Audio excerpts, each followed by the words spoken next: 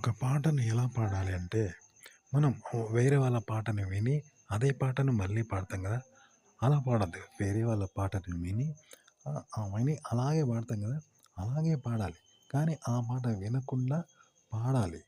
అలా పాడితే ఎలా ఉంటుంది? ఆ పాటను వినకుండా మనం పాడుతున్నాం అనుకో, అప్పుడు ఎలా పాడతామో అలా పాడాలి. కానీ ఆ పాటలాగే పాడితే ఎలా పాడతామో అలాగే పాడాలి. కానీ ఆ పాట వినకుండా పాడితే ఎలా ఉంటుందో అలా పాడాలి. ఉదాహరణకు ఎలు పెట్టిస్తారు పిల్లలకు. పెట్టిస్తే టీచర్ పెట్టించింది పిల్లలు దిద్దుతారు. కానీ పిల్లోడు ఎలా దిద్దాలి? టీచర్ పెట్టించకుంటే వాడంతట వాడు దిద్దితే ఎలా ఉంటుందో, సొంతగా టీచర్ పెట్టించిన దాన్ని టీచర్ పెట్టిస్తే ఎలా దిద్దుతాడో అలాగే దిద్దాలి.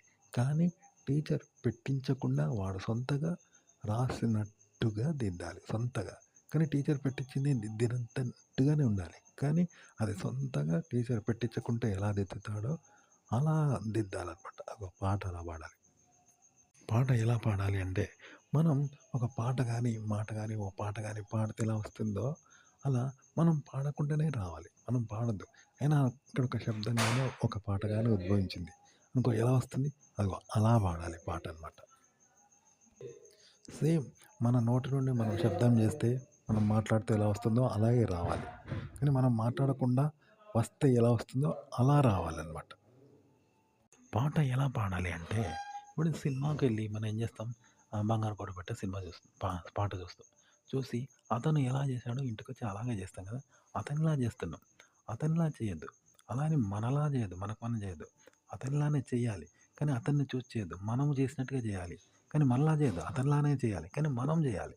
అతన్ని కాపీ చేసి అతనిలా చేయొద్దు. మనం సొంతంగా చేయాలి. అతనిలాగా. అంటే అతను ఎవరిని కాపీ చేసిండో సొంతంగా చేసిండు కదా! అగో అతనిలానే మనం చెయ్యాలి. కానీ అతన్ని చూసి చేయొద్దు. మనం సొంతంగా చేయాలి. అగో పాట ఇలా పాడాలన్నమాట.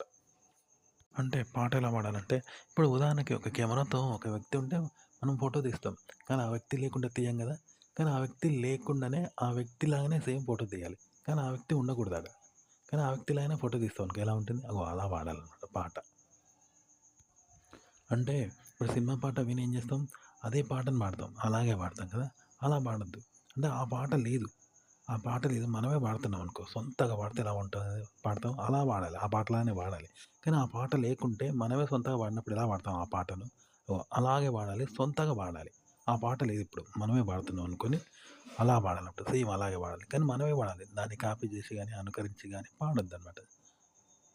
ఒక పాట ఎలా పాడాలి అంటే, అందరూ నోరు మూసుకున్నారు. ఆడ ఎవ్వరు పాడలేదు. కానీ ఆడ పాటొచ్చింది శబ్దంలాగా. అంటే మనిషి నోటి నుండి రాలేదు. మనిషికి నోరుకి అతీతంగా వచ్చింది. ఎందుకంటే ఎవరు మాట్లాడతలేరు. అందరు నోరు మూసుకున్నారు.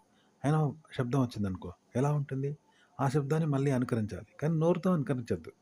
ఓకే. ఎందుకంటే నోరుకి అతీతంగా వచ్చింది. కాబట్టి నోరుతో అనుకరించకుండా అదే శబ్దాన్ని చేయాలి. చేస్తే ఎలా ఉంటుంది? అలా పాడాలనమాట పాట. పాట ఎలా పాడాలంటే, ఇప్పుడు చెయ్యి, చెయ్యి కలిస్తే శబ్దం వస్తుంది. 2 చేతులు కొడితే శబ్దం వస్తుంది. కానీ ఒక చెయ్యి లేదు.